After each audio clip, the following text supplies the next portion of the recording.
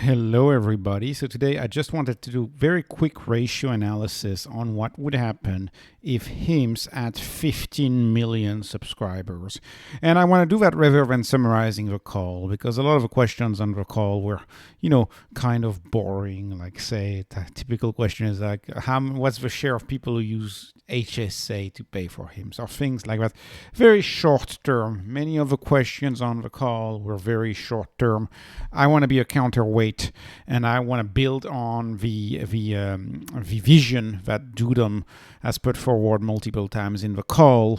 Actually, I'm holding this stock until past 2030.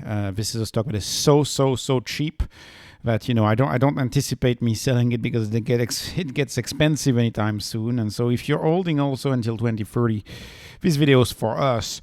Quickly, what I want to call your attention to, this is the beginning of the call, this is the end of the call, and there's been a few moments in the call where the CEO talks about, our aspiration is to bring tens of millions of users on our platform. Given the fact that over 100 million consumers can be impacted by the conditions that they serve, and they show these specialties over and over again. This is an example of a slide from my last video. You see 80 million for sexual health, 80 million dermatology, mental health, 100 million, weight loss 100 million. Anyways, there's a lot of potential customers to serve.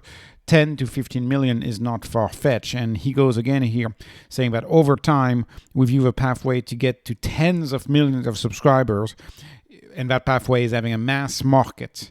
And to have a mass market product, a mass market offering, you got to drop the gross margin to the mid 70%. So actually, the gross margin that we see now might not be holding. It might be normal to see those margins get back to the 75% level.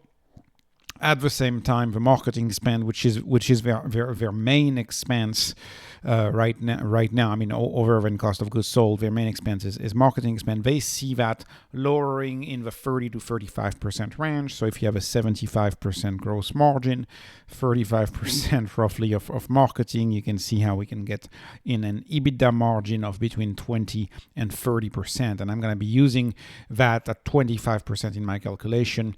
So assuming what they say, we're going to assume a 10x. What if they go from 1.5 million people, 1.54 million customers right now, subscribers, right, recurring customers, they have 1.54 million right now. What if they 10x that? If they 10x that, that's 15 million. So that's what we're going to assume. And this is the growth that I've laid out here. So 2023 is over. They achieved 1.54 million, and I'm assuming a little sandbagging in 2024. They had guided 38% in 2024. I'm assuming a 42%. And this is the growth rate roughly that I'm assuming. So, I'm assuming 40% for the next 3 years, and then in the high 30 to mid 30 between 2027 and 2030. Some may say this growth is aggressive. Others may say that this growth is actually not that aggressive, because I'm including some law of large numbers in there, and them, don't forget that they're going to grow horizontally. They're going to keep adding drugs and keep adding conditions. So anyways, if you assume these growth rates, these declining rates of growth until 2030, you can go from a 1.5 million to 15 million in 2030. And assuming that, here is the math that I can come up with. So I'm using two ratios. I'm going to be using price to sales, and you're going to be using price to EBITDA. So right now, this is a stock that's trading at a price to sales. It's tough to imagine this stock not continuing trading at a price to sales, and at a price to sales of at least 2. In my view, it can only go up. It couldn't go lower than 2. That would seem absolutely unreasonable for this type of quality of revenue and this type of gross margin.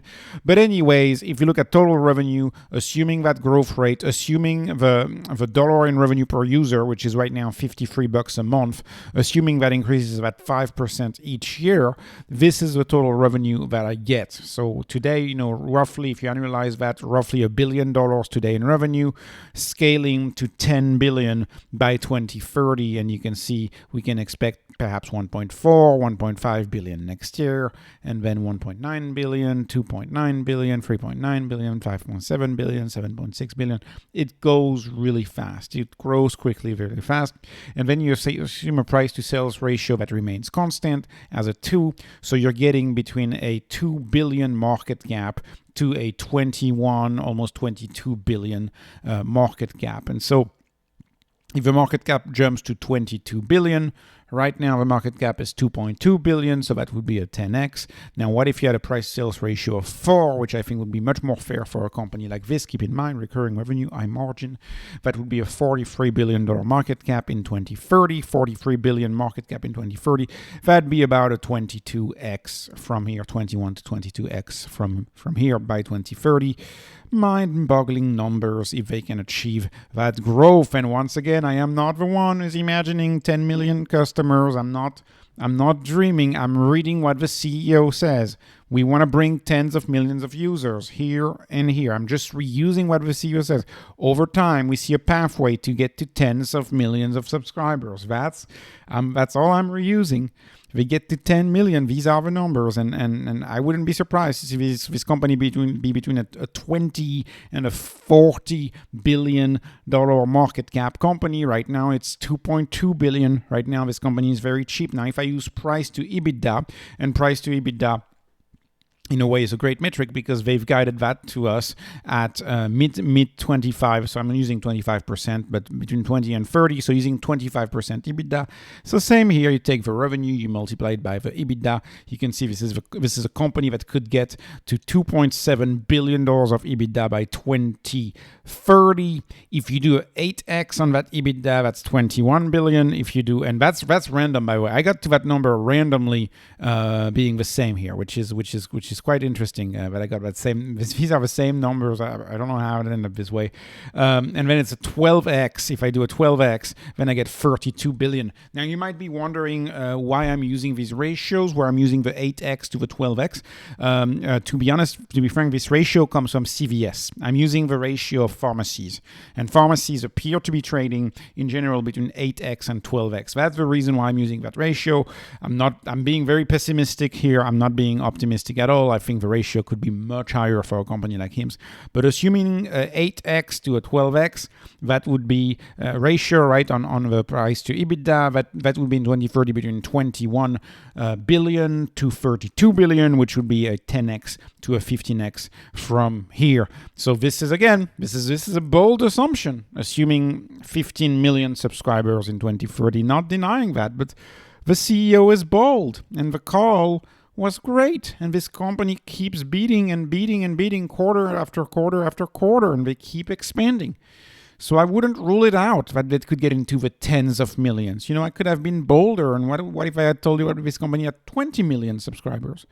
Right? It's not far-fetched. If you read Teladoc and you see how many people have access to Teladoc, it's more than 100 million who have access to Teladoc through their insurance. So this is not far-fetched. This is health is a product that every single person in America needs.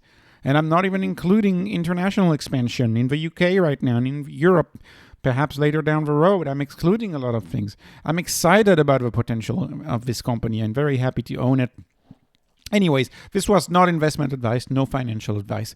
This is just entertainment. I'm hoping you were entertained. Thanks for watching.